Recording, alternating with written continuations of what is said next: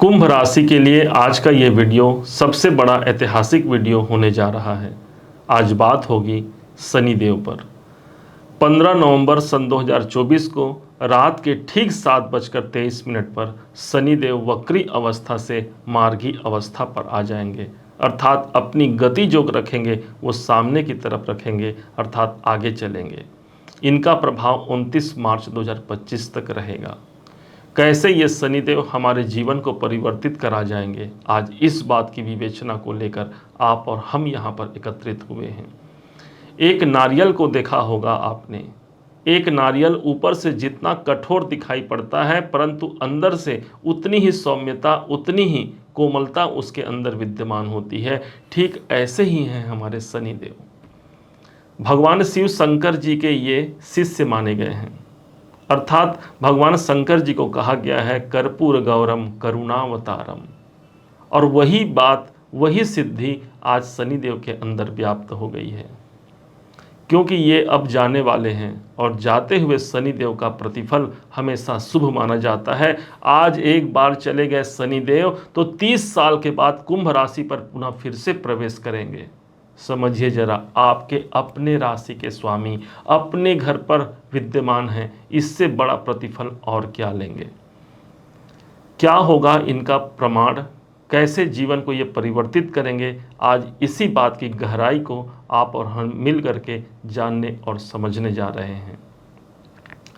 रंक से राजा और राजा से रंक के बात को तो आप सब जानते हैं, सुना होगा आपने। और आज अब ये शनिदेव किस हिसाब से हमें प्रमाण देंगे, कैसे अपनी करुणा की छठा हम तक बिखेरेंगे, आज इस बात को हम जानने वाले हैं।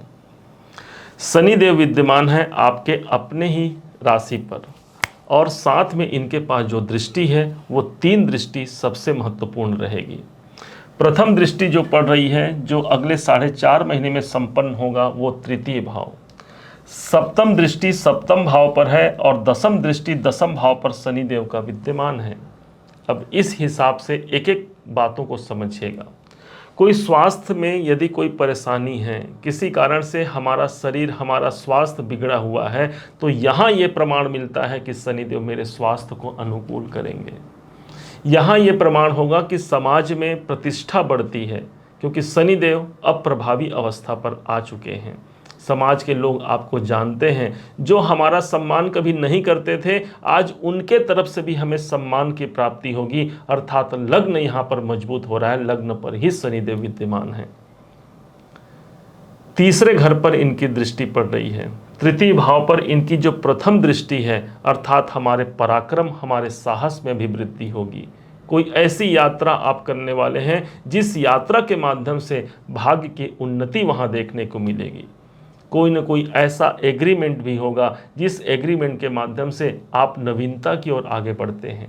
कैरियर हो या फिर नौकरी हो या फिर व्यापार हो, उस क्षेत्र में कोई नए इंक्रीमेंट का अवसर यहाँ पर निकाल करके शनिदेव प्रदान करते हैं। छोटे भाई बहनों के लिए आप बेहतर काम कर पाते हैं। उनके लेकर के, अपने परिवार को लेकर के जो जिम्मेदारियां हमारे अंदर समाहित हैं, उन जिम्मेदारियों का हम निर्वहन कर पाते हैं। ये है शनिदेव का सबसे बड़ा प्रमाण, जो तृतीय भाव पर उनकी तीसरी दृष्टि पड़ रही है। अब समझिएगा इनकी 7वीं दृष्टि को।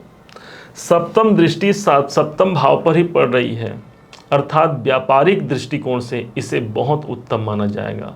जो व्यापारी वर्ग हैं, उनके व्यापार में एक नई आशा की किरण नजर आएगी। हो सकता है अपने व्यापार को वो कहीं और स्थानांतरण करना चाहते हैं, तो हो सकता है ऐसा अवसर आ जाए। या फिर अपने व्यापार में यदि कोई उन्नति का अवसर नहीं दिख रहा है, तो शनिदेव यहाँ पर बाध्यता रखते हैं अपने अंदर कि हाँ, मुझे अब प्रमाण देना है, व्यापार में उन्नति प्रदान करना है। यही स्थान आपके दाम्पत्य जीवन का होता है।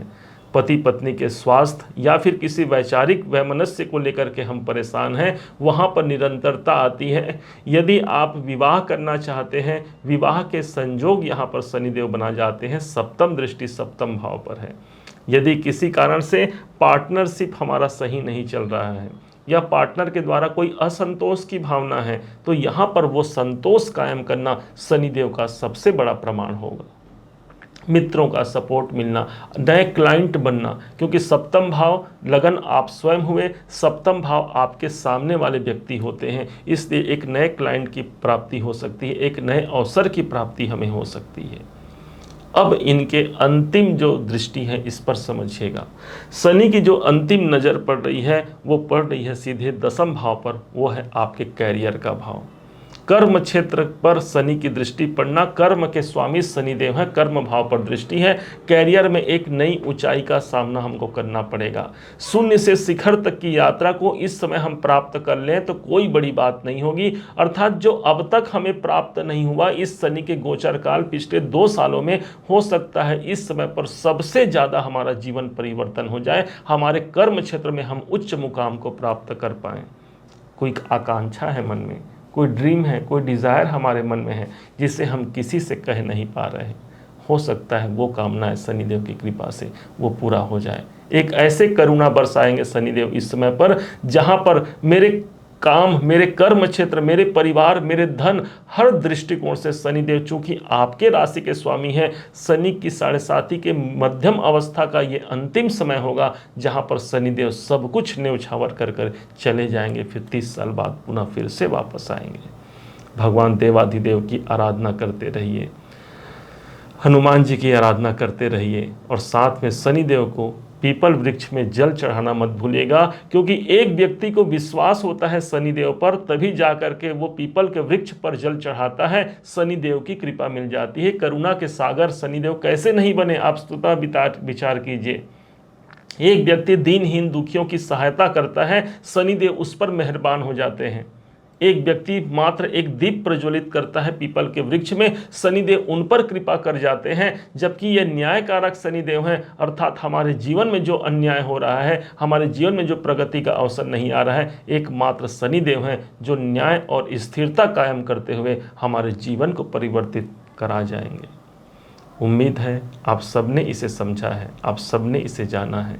यदि आपने इसे समझा है, जाना है, मेरे समझाने का प्रयास यदि आपको सार्थक लगा हो, मेरे समझाने का तरीका यदि आपको सार्थक लगा हो, तो हर बार की भांति इस बार भी अपना प्यार भरा लाइक और कमेंट करना कभी मत भूलिएगा।